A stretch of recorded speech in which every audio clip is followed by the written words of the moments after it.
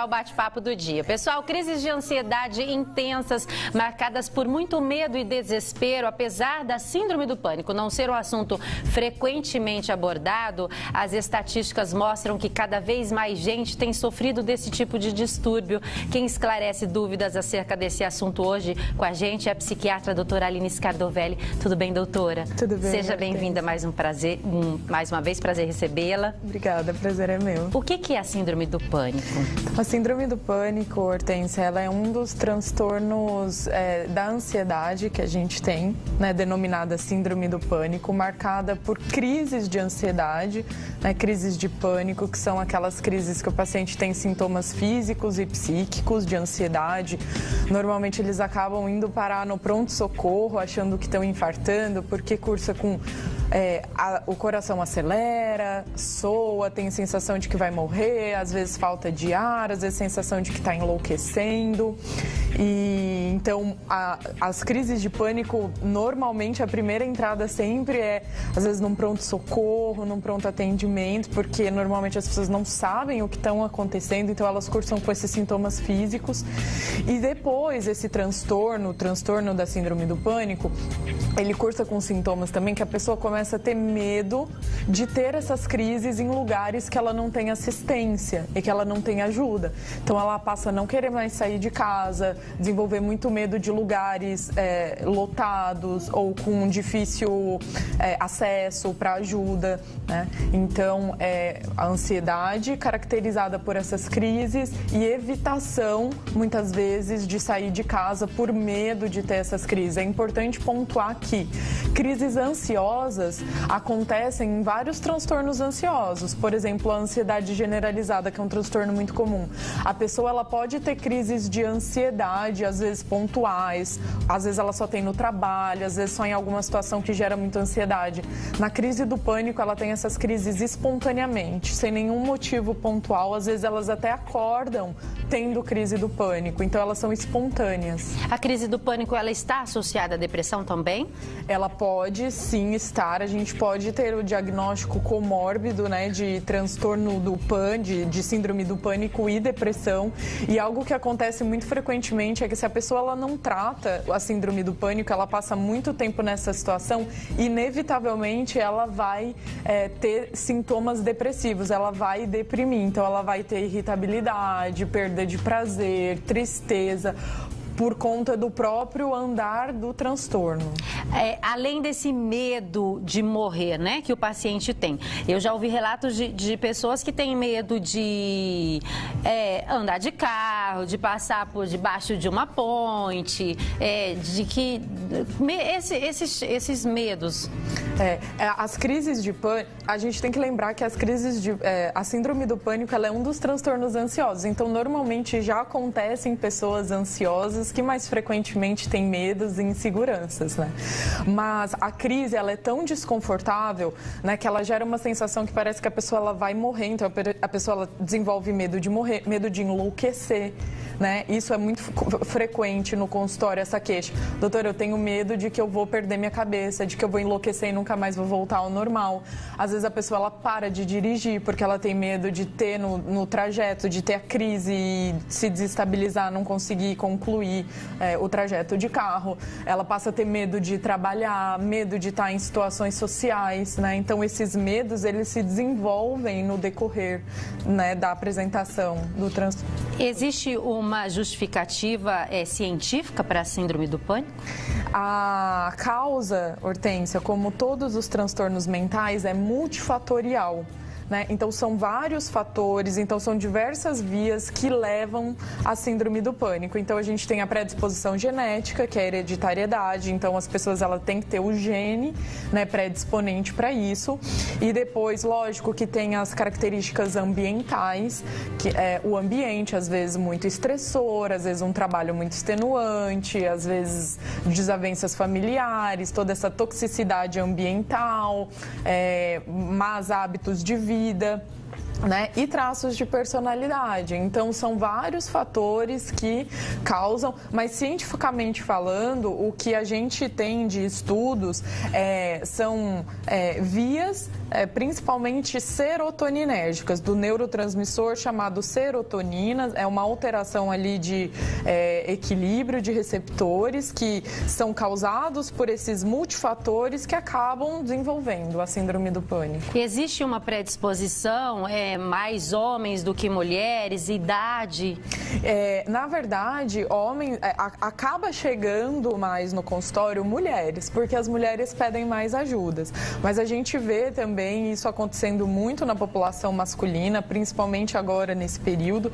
E os estudos, eles não mostram diferença de taxa entre incidência de homem e mulheres. Mas no caso da idade, pega ali muito o início de adultos jovens, né? Entre 20 a 30 anos, o início do transtorno. Sempre lembrando que a ansiedade é um transtorno crônico, né, Hortência? Assim, existe estabilização, existe a gente devolver a qualidade de vida para o paciente, mas ainda a gente não fala em cura, né? Uma vez que o paciente está estável, a gente não pode falar que ele nunca mais vai ter na vida. A Lucilene está participando aqui através da nossa live. Ela disse que ela tem pânico de dirigir. Quando ela senta no banco do motorista e coloca o cinto de segurança, ela não sente as pernas. Então, é legal essa pergunta porque a gente pode fazer uma diferença, né, da palavra pânico. Normalmente o pânico é um medo exagerado, né, uma sensação de extremo desconforto diante de uma determinada situação. Nesse caso, ela tem um medo específico, então ela pode desenvolver crises de ansiedade somente quando ela senta no carro. Então, normalmente, ela é uma pessoa ansiosa que tem crises de ansiedade nessa situação.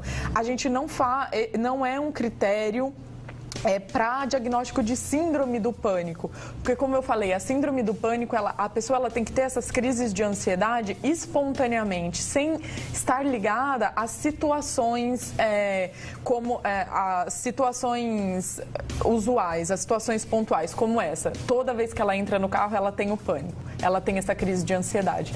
Então, muito provavelmente, a gente faz um outro tipo de diagnóstico e não de síndrome do pânico. Síndrome do pânico são crises de ansiedade que acontecem espontaneamente, fazendo com que o paciente tenha prejuízos na vida por conta dessas crises. É um tipo de transtorno que tem estágios? Normalmente, tem, assim, a gente não fala em estágios, mas a gente fala em evolução. Então, normalmente começa com pródromos de ansiedade, a pessoa ela pode ter ansiedade cursando com o início das crises. E qual é o outro estágio? É a pessoa ter um prejuízo severo na vida social e laboral dela por conta das crises. Porque elas são tão desconfortáveis que ela passa a não querer mais trabalhar, não querer mais sair de casa, não querer mais socializar. Então, não tem estágios, mas tem essa evolução a ponto da pessoa não sair de casa para nada, né, e causar um prejuízo muito sério. A maneira como esse paciente reage durante a crise influencia? Influencia, né? Normalmente, quando a gente faz tratamento da síndrome do pânico, lógico que tem a abordagem medicamentosa, que é de extrema importância.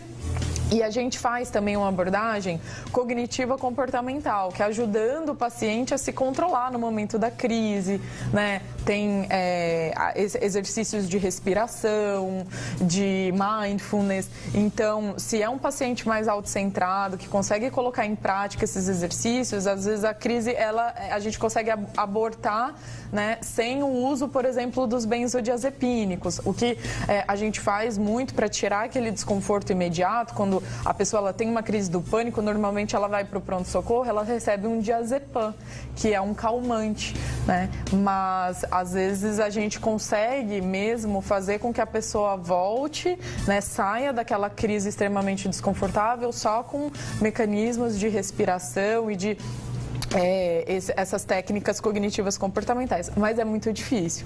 Hortência, é muito difícil porque na crise normalmente ocorre a hiperventilação. Então a pessoa ela começa a respirar e essa própria hiperventilação, por um mecanismo químico que acontece pelo aumento pela diminuição de CO2, né, no organismo, ativa esse sistema de alerta que causa a síndrome do pânico. Então é muito difícil a pessoa conseguir se controlar controlar sozinha. Normalmente ela precisa de uma ajuda. Doutora, a gente fala mais daqui a pouquinho, depois do intervalo. Estamos de volta falando hoje sobre síndrome do pânico com a doutora Aline Scardovelli, psiquiatra. Doutora, tenho aqui participações na nossa live. A Nilce disse que ela também tem medo de dirigir e de passar perto de caminhão e ônibus. Quem dirige sempre é a filha dela. Ela não pega o carro. Como eu falo assim, a gente caracteriza mais como fobias específicas, né? Esse medo de dirigir, às vezes medo de fazer viagens aéreas, são fobias específicas em que a pessoa ela desenvolve sim crises de ansiedade, ela pode ter esse desconforto extremo, sintomas físicos de ansiedade, sempre na mesma situação. Então, sempre na hora de pegar o carro, sempre quando o caminhão está passando, né? Então, são transtornos ansiosos de outra ordem. O Leonardo de Presidente Prudente quer saber quais gatilhos podem provocar um ataque, uma crise. Então, na verdade, depende de cada paciente, né? Como eu falei, a síndrome do pânico, ela é marcada por ataques espontâneos de ansiedade. Então, não existe gatilho, né? Porque o sistema já está tão danificado, já está em burnout, já está tão esgotado que a pessoa tem espontaneamente, normalmente sem nenhum gatilho. Esse é um dos principais critérios do diagnóstico da síndrome do pânico. Mas para as pessoas que já são ansiosas, podem ter diversos. O que eu mais vejo no meu consultório, Hortência, de gatilhos, normalmente é quando o trabalho é muito estressante, a pessoa tem algum problema no trabalho, então às vezes quando escuta a voz do chefe, às vezes quando vê um colega, isso é muito comum, sempre são gatilhos.